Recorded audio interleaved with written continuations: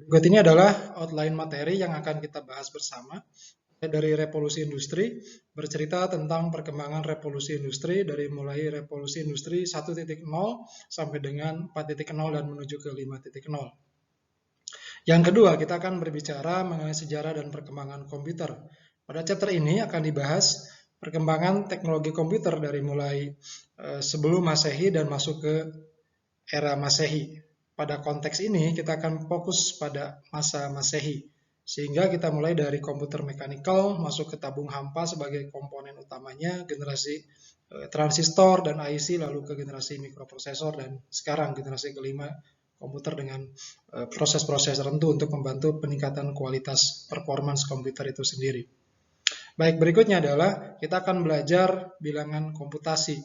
Pada chapter ini kita akan belajar mengenai 4 area bilangan, mulai dari binary atau biner, lalu ada oktal, ada desimal, dan ada heksadesimal. Kita akan belajar mengenai cara mengkonversi di antara kelompok bilangan tersebut, lalu kita melakukan operasi aritmatika yang berkaitan dengan penjumlahan, pengurangan, perkalian, pembagian. Selain itu pula kita akan melakukan operasi logika, mulai dari pergeseran bit ke kiri atau ke kanan atau di rotate, serta komplemen 1 dan komplemen 2. Pada gerbang logika dan rangkaian digital, kita akan mengenal simbol-simbol gerbang logika, persamaan matematis, tabel kebenaran, dan juga implementasi pada rangkaian logika dasar. Berikutnya kita akan belajar algoritma dan pemrograman. Pada chapter ini kita akan belajar mengenai apa itu algoritma, bagaimana pendekatan algoritma untuk menyelesaikan permasalahan, lalu ada tools yang digunakan yaitu flow algorithm, dan berikutnya adalah studi kasus. Sistem operasi, kita akan belajar mengenai definisi sistem operasi, fungsi utama sistem operasi, struktur layer sistem operasi, dan beberapa contoh aplikasi yang jalan di sistem operasi. Berikutnya adalah jaringan dasar komputer. Pada chapter ini kita akan belajar mengenai topologi jaringan, perangkat-perangkat keras yang berkaitan jaringan, dan juga studi kasus perancangan jaringan dasar. Terakhir kita akan belajar pengenalan Internet of Things dari arsitektur, topologi, anatomi, dan beberapa studi kasus di area Internet of Things. Untuk mendukung perkuliahan, di awal ada beberapa kebutuhan yang harus dipenuhi, yaitu teman-teman wajib menginstal software flow algorithm, bisa di-download dari situs yang sudah dituliskan. Kedua juga, kita akan menerjemahkan algoritma dan pemrograman dengan menggunakan bahasa Python. Saya menyarankan menggunakan IDE Anaconda. Berikutnya jangan lupa like, share, dan subscribe pada channel ini untuk mendukung pengembangan materi-materi berikutnya. Berkaitan kehadiran, teman-teman minimal hadir 80%, dan terakhir nanti ada skema tugas bisa per orang ataupun per kelompok. Oke, bagaimana hak teman-teman? Tentu mendapatkan nilai. Nah, berikut ini prasyaratnya teman-teman harus mengerjakan tugas, kuis, dan ujian. Ya. Nah, bagaimana menghasilkan grading? Teman-teman bisa lihat di bagian bawah ada grading skala 0 sampai 100 yang kita tentukan. A-nya dapat sekian sampai E-nya dapat sekian. Oke, khusus pada masa pandemi atau kita masuk di masa kuliah daring, teman-teman tentu sudah mengikuti aturan perihal penggunaan LMS. Mengingatkan saja, mohon dipastikan teman-teman aktif dalam melihat login, memeriksa tugas, informasi terkait apapun di LMS. Selain itu, mohon proaktif untuk gabung di WhatsApp group yang Prodi sudah informasikan. Jika mengalami kendala, teman-teman silakan diskusikan supaya membantu menyelesaikan masalah tersebut, jangan sampai menjadi penghambat selama perkuliahan. Dan terakhir, jangan lupa selalu ambil bukti perkuliahan, karena ini menjadi syarat nantinya untuk pelaporan bahwa teman-teman memang mengikuti perkuliahan. Oke, sebelum kita masuk berikutnya, kita akan berbicara apa sih sebetulnya teknik komputer atau sistem komputer. Teman-teman mungkin pernah berpikir bahwa posisi teknik komputer itu di mana sih gitu. Kalau kita lihat dari diagram pen yang ada di gambar kiri atas, itu menentukan posisi teknik komputer merupakan irisan antara electrical engineering dan computer science. Artinya, posisi teknik komputer itu pasti ada materi-materi yang lahir dari kelompok teknik elektro dan juga kelompok ilmu komputer. Sehingga pasti ketemu ada area perangkat keras dan juga perangkat lunak. Secara fundamental, ilmu komputer, teknik komputer itu lahir dari dua materi besar, yaitu antara matematika dan fisika.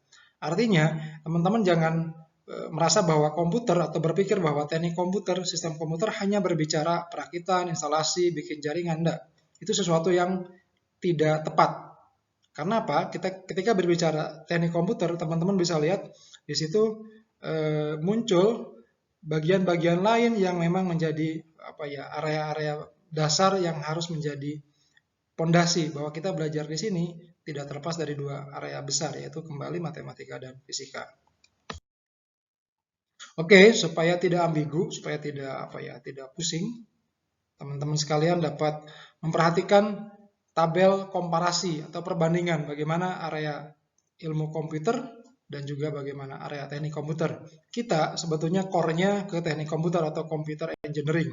Teman-teman bisa lihat di kolom pertama dengan baris pertama dan kolom kedua baris pertama terlihat jelas bagaimana materi utama dari dua kelompok prodi atau jurusan ini. Sehingga kelihatan sekali bahwa kecenderungan ilmu komputer itu adalah bagaimana mendevelop algoritma, hal-hal yang fundamental di bahasa programming, lebih cenderung menggunakan metode numerik, dan seterusnya. Sementara di teknik komputer, itu mendevelop kedua-duanya, develop both software and hardware and integrate the two. Artinya, mengembangkan kedua area itu, sehingga pasti ketemu mata kuliah yang berkaitan hardware, bertemu dengan mata kuliah berkaitan software, dan dua-duanya, misalkan di interfacing, di robotika, di microcontroller, dan studi kasus yang lain. Oke, bagaimana peluang bekerjanya? Teman-teman bisa lihat, sebetulnya kembali kalau peluang bekerja, kembali ke niat kita ya, mau niat bekerja atau enggak.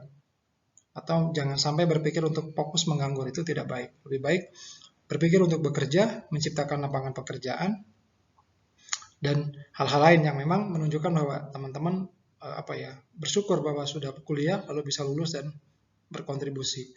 Sementara bagaimana lanjutan kalau kita sudah lulus D3, S1, dan seterusnya, tentu ini memiliki peluang yang sama untuk lanjut studi. Boleh sejalur, boleh tidak sejalur juga boleh, tergantung kebutuhan. Kalau teman-teman menjadi profesional, biasanya malah bergeser. Satunya teknik, S2-nya harus ke manajemen. Tapi kalau misalkan di akademisi, biasanya diminta linear, sejalur. S1 Tekom, S2 Tekom, misalkan atau Siskom, S3-nya juga Siskom. Pasti berdekatan. Ya. Oke, teman-teman sekalian. Secara grafik, teman-teman bisa lihat, hampir semua area kehidupan sekarang, dunia kerja itu perlu dengan komputer, sehingga peluang teman-teman diterima di segala sektor itu sangat besar.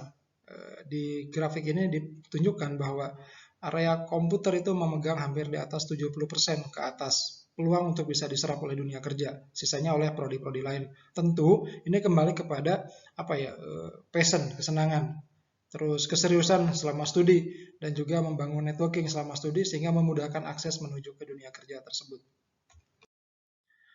Oke, kita akan masuk ke komparasi kedua, bagaimana positioning orang software engineer dan hardware engineer. Kita bisa lihat di sebelah kiri itu software engineer dan sebelah kanan hardware engineer. Abaikan gambar karena itu hanya ilustrasi saja.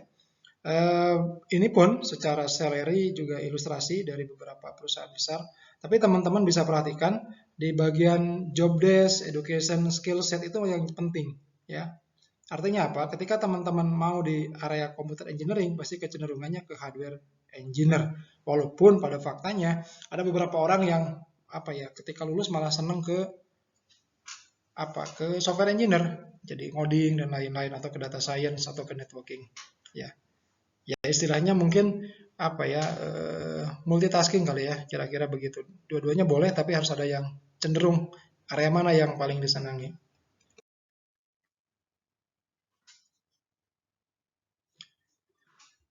Oke, beberapa perusahaan akan menerima hardware engineer dan juga software engineer. Tentu tadi kembali ini kasuistik ya, artinya tidak semua akan sama seperti ini kasusnya di luar negeri. Teman-teman bisa lihat perusahaan mana dengan estimasi salary berapa. Ini update tahun 2018 salary-nya. Mungkin sekarang udah naik atau malah turun karena inflasi. Oke, walaupun di teknik komputer tidak seperti trennya anak IFSI yang dominan software, kembali ke tadi, dua-duanya di teknik komputer, sistem komputer kita mempelajari. Hardware ada, software ada. Artinya, posisi kita dalam mengenal, memahami, menggunakan bahasa pemrograman itu penting. Bahasa pemrograman itu sebagai tools atau alat bantu kita untuk menyelesaikan masalah. Tetapi perlu diperhatikan ada ranking yang menentukan positioning bahasa pemrograman tersebut dapat diterima oleh developer dan juga diterima oleh end user. End user itu pengguna. Kalau teman-teman lihat ini tren di 2020 dari sumbernya IEEE, yang nomor satu itu adalah Python. Kenapa tadi di awal saya menyarankan menggunakan Python? Artinya, kalau kita belajar ini, kans untuk diterima di dunia kerja, skillnya diakui, dan memiliki kompetensi yang menjadi pembeda dengan lulusan lain. Bayangkan kalau kita belajar bahasa pemrograman yang mungkin dipakai generasi tahun 90-an, tahun 2000-an, tentu pesaingnya lebih banyak. Tetapi kalau kita menggunakan sesuatu yang memang orang sudah bidik dan menjadi target pasar untuk dipilih, itu peluang teman-teman diterima di dunia kerja atau sebagai developer atau mungkin membentuk sebuah startup, itu positioningnya akan lebih baik. Kita akan masuk di perkembangan industri 4.0. Jadi kalau tadi di awal berbicara sekilas tentang revolusi industri, kita akan mulai dari cerita revolusi industri 1.0. Apa yang dilakukan di sini? Pertama adalah mekanisasi mesin uap, mesin pemintal, dan seterusnya. Jadi unsur mekanikalnya lebih banyak dibanding otomasinya. Jelas belum ada otomasi ya, masih mekanikal. Jadi ada beberapa fungsi mekanik yang orang masih berinteraksi dengan sistem mekanik tersebut. Tetapi ini lebih mengurangi peran manusia ketika menghasilkan suatu produk. Di industri 2.0 itu sudah ada proses lain. Ini generasinya setelah transistor ditemukan tahun 50-an ke atas.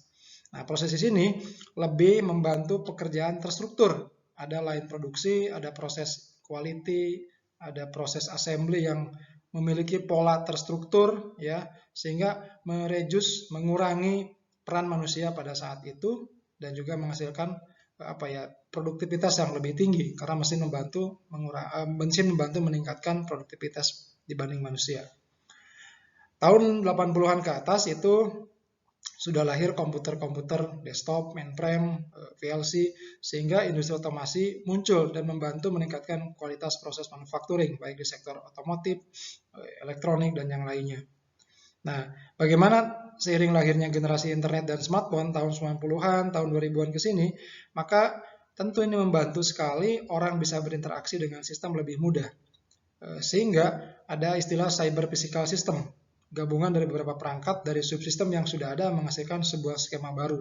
Misalkan ada istilahnya smart manufacturing, sistem manufaktur cerdas, di mana dari industri hulu, penghasil materialnya, proses manufaktur di industri produksi atau industri utama sampai ke hilirnya, itu dapat terkontrol, dapat terprediksi, dan juga dapat terrekap hasil pekerjaan jam per jam, hari per hari, bulan per bulannya. Nah, di sini, di industri 4.0, itu dibangun dari beberapa komponen atau subsistem. Ini berawal dari perkembangan komputasi yang sedemikian cepat. Lalu ada irisan dengan teknologi lain. Jadi 4.0 itu tidak berdiri sendiri, hanya otomasi. Ada juga interkoneksi dari internet, ada cloud computing yang sudah duluan kita kenal, lalu ada IoT, ada big data, dan terakhir ada sistem integrasi yang menggabungkan subsistem tadi menjadi sebuah cyber physical system. Oke, untuk menambah kualitas belajar, ini saya share beberapa referensi belajar. Teman-teman mohon diakses, ya, mohon diklik, mohon dirujuk, dan dipelajari. Tutorialnya bagus banget kok. Ini memberikan pencerahan yang luar biasa. Oke, ini saya sendiri. Silakan berkorespondensi dengan email ataupun nomor WhatsApp saya. Terima kasih, semoga memberikan gambaran umum apa yang kita pelajari, detail materi-materi tadi. Sampai jumpa di chapter berikutnya. Terima kasih.